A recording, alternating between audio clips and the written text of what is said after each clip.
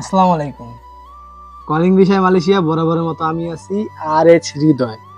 তো সম্প্রতি সময়ে অনেকেই কমেন্ট করে বলতেছেন যে ভাই মালয়েশিয়ার কর্মীরা ঈদ তো শেষ হয়ে গেল, মালয়েশিয়ার কর্মীরা কখন আসবে, এই বিষয় নিয়ে অনেকে আমি দেখতেছি মন্তব্য করতেছেন আমাকে।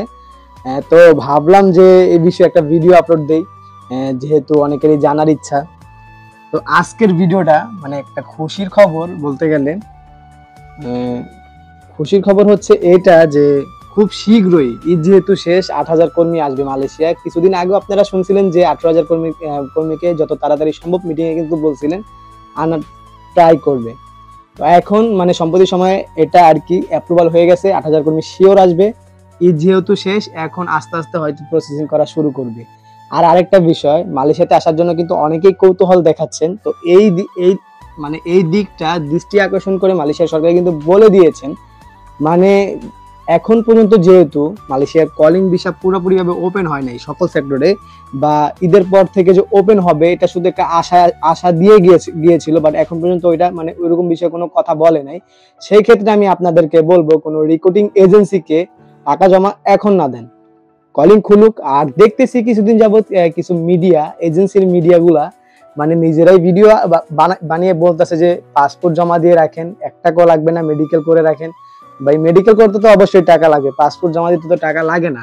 দেন আজকে বকবক না করে ভিডিও আমি করার একটাই উদ্দেশ্য, আপনাদেরকে সতর্ক করা, যার কারণে আর কি আমি আগে এই কথাগুলা বললাম আর কি আপনাদেরকে। আর যেটা খুশির খবর সেটা হচ্ছে যে খুব শীঘ্রই 8,000 কর্মী আসবে। আর 8,000 কর্মী কারা? নতুন করে বর্তমানে কোনো কর্মী আসতেছে না। এই 8,000 কর্মী যারা 2024 সালের মে মাসের 31শে মে সম্ভবত যারা আটকে ছিলেন, 18,000 কর্মীরা আসতে পারে নাই, তাদের মধ্যে 8,000 কর্মী বয়েসেল রিক্রুটিং এজেন্সির মাধ্যমে আসবে। আর বয়েসেল সংক্রান্ত বয়েসেল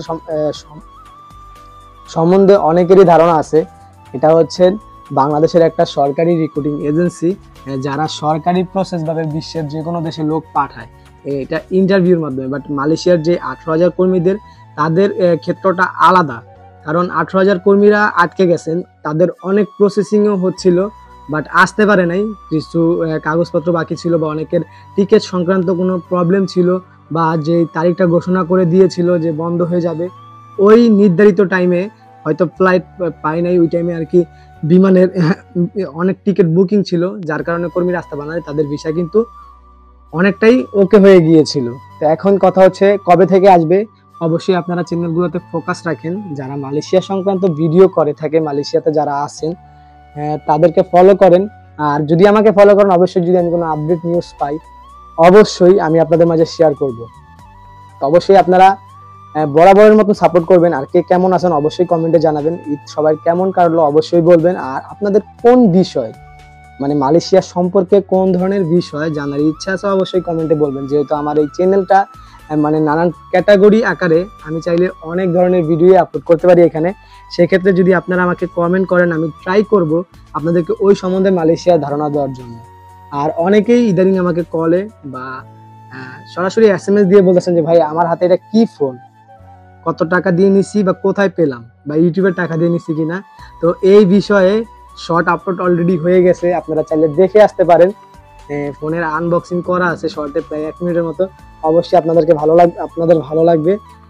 আপনারা যেটা জানতে চাবেন, আমি ট্রাই করবো ওইটাই আপনাদের কাছে শেয়ার করার। তো এই ছিল আমার আজকের মতো ভিডিওটি ভালো লাগলে অবশ্যই চ্যানেলটি সাবস্ক্রাইব করবেন। ফেসবুক থেকে দেখে থাকলে লাইক কমেন্ট শেয়ার করবেন। তো দেখা হবে পরবর্তী ভিডিওতে। সেই পর্যন্ত সবাই ভালো থাকবেন, সুস্থ থাকবেন। আল্লাহ হাফেজ।